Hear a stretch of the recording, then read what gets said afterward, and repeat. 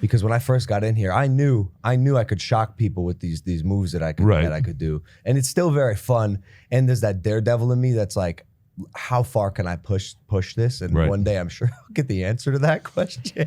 Oh, it comes eventually. And with the Ricochet one, like you know, not a great landing, took a little bit from me, like my soul, and these things happen. But like I worked on that move for months, because I knew I was in Cleveland, in my hometown Brown Stadium, and I wanted to send it. I'll do it once in my life. I'll never do it again because it is extremely hard and dangerous. And like you said, there's basically zero margin for error. No margin for error on that. Your foot slips, dude.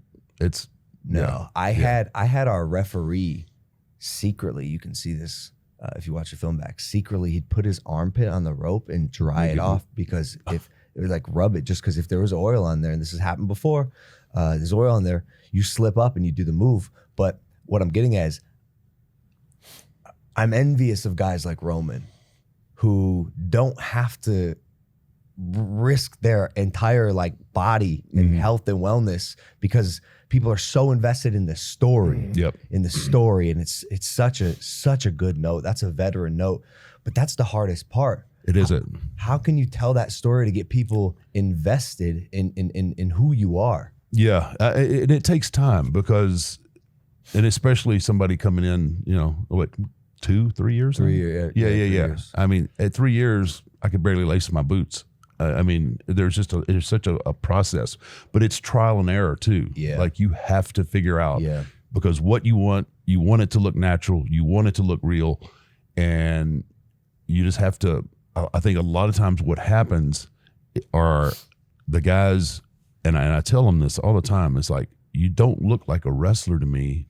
You look like somebody trying to emulate a wrestler. You're trying to be something that you've seen on TV. I don't get that with you. I get Logan Paul. That's what I get, and that's awesome. Don't try to change. Is my point to that. Don't be that kind of Don't try to fit that wrestler. You know, and I think you're smart enough. You know that, but I'm just talking to you. But I think that's the essence is they have to trial and error. So you did a decent amount of trial and error before you found the Undertaker. Oh yeah, man. I mean, how many characters had you played? Oh jeez, I went through. I mean, a lot of them didn't count because it was just me trying to come up, and back then it was just trying to find a ring to get in. Like I would have to pay money to help set up a ring so that I would get put on some little backyard promotion kind of card with 20 people. That's crazy. See, will you ever have that same respect that you have or that same vibe that you have towards yourself, having paid your dues like that, and all the other guys that you used to look at versus guys that could come along nowadays and use a bolstered social media and skill set, not to remove from his incredible skill set. No, but it's a great question to kind of just appear like the Undertaker would, right?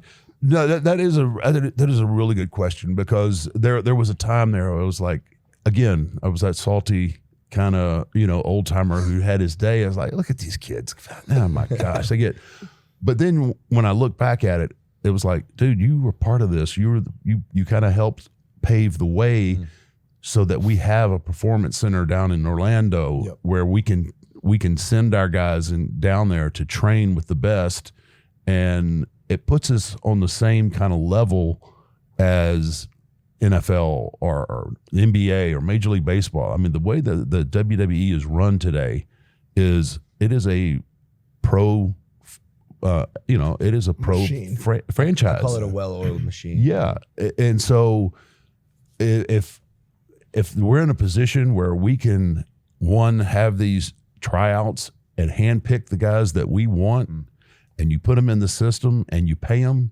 like. It's just like, oh man, they're not paying it. Well, you know what? There's a certain part of paying dues and going through some of the stuff that I had to go through that gives you an edge and makes you a little saltier maybe.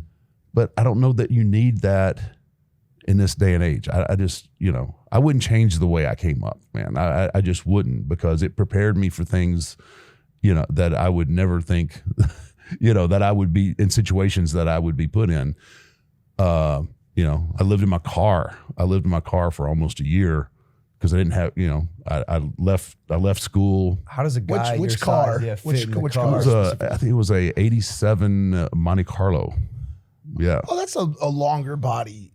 Yeah, when you're 6'8" and 315 pounds, that gets eaten up really quick. Yeah, that's great. That's crazy, but it's like indicative of how much you love the business and you love what you do. Yeah, and this is what I'm saying. Like the collision of you, Mark, 6'8", 350-pound guy who loves professional wrestling, meeting this concept of the Undertaker was like perfect. Like I'm saying, every once in a while you get that. And lightning in a bottle. It's literally lightning in a bottle. Like, dude, even the fact that you can do that thing with your eyes and the tongue. Yeah. But like, it's all just too perfect. It happened. I know you told this story probably a ton of times, but like, I am just so curious.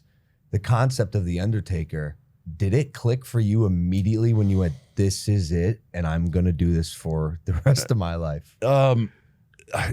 Initially I was just excited that I wasn't going to be the Eggman. That was a legitimate source of anxiety for me for a while, that I was gonna, because I'd been at WCW and I was trying to grow my hair out, and I'm like, he's going to shave my head, I'm going to be I got a big ass head anyway. I look like an egg. So I'm going to be this, I was just like, I was losing sleep about it because that's just the way it was. And there were so many over the top outlandish characters. And, the old man called me one day, and he didn't call me Mark. He just said, "Is this the Undertaker?"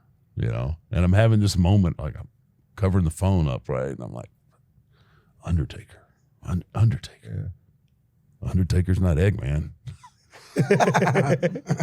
Yeah. This is the Undertaker. Great, man, great. Can you be up here tomorrow? I want to show you some stuff. I'm like, yeah. Like I got no money. I have no clue that they're going to send me a ticket. Right? I'm greener, and I'm greener can be. So they flew me up there, and so Vince had the concept of the Undertaker, the look and everything, and kind of explained to me what it was, and I was like, oh, this could be really cool. And then then they started making the original costume and everything. I was like, yeah, this is like, because I loved like the old Clint Eastwood westerns, right?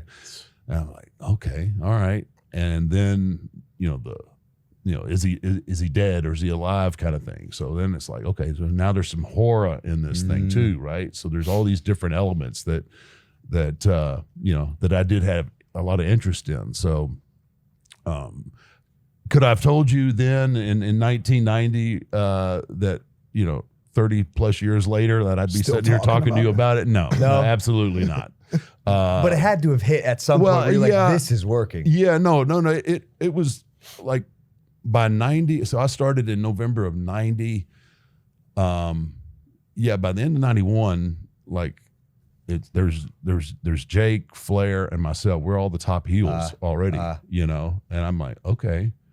And then the switch to me, this character, the darkest character that anyone's ever seen, is now becoming a babyface. It's just like, yeah, okay, this thing's got legs. And this whole time, I'm developing and figuring out what works, and sound like my coffin door right now. Right? Somebody let somebody out of the coffin. It's Jeff too. Yeah, that's my manager. He's a scumbag who always gives me the brass knuckles. That's the one right there. Yeah. I was gonna ask about the finisher and how quickly did the move set? How quickly did the tombstone join you in the process? Well, funny enough, like with the move set is like I had a move. I was pretty athletic. Yeah. For your size, especially, dude. Yeah. Crazy. So I had to pull in the reins because I was still like the first couple of matches that I did, I'm still doing leapfrogs and drop downs and drop kicks. And then, as I'm watching it back and I go, it doesn't work. So I had to kind of put my ego aside because like nobody my size was doing shit like that, right? And then I had to go, it doesn't work. it doesn't work. So, then I had to, then I come up with this really, really slow pace where it was methodical. And I was always like that shark that had an injured seal in the water, right? And I'm just circling around. And then I was like, but then there would be that instant somewhere in there where I'd hit something fast. Like, everybody would kind of get lulled into my pace, and then bam, I'd do something fast, like the big flying clothesline or